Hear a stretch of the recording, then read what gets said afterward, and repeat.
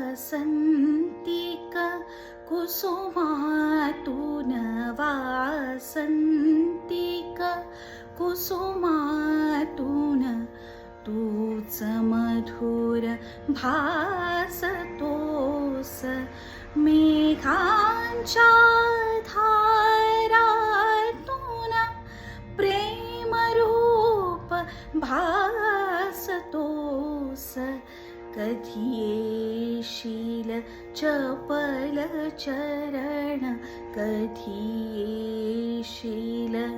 चपल चरण वाहिले तुलाच हृदय गगन सदन तेजोमय गगन सदन तेजोमय तिमिर हरून करुणाकर दे प्रकाश दे अभय गगन सदन ते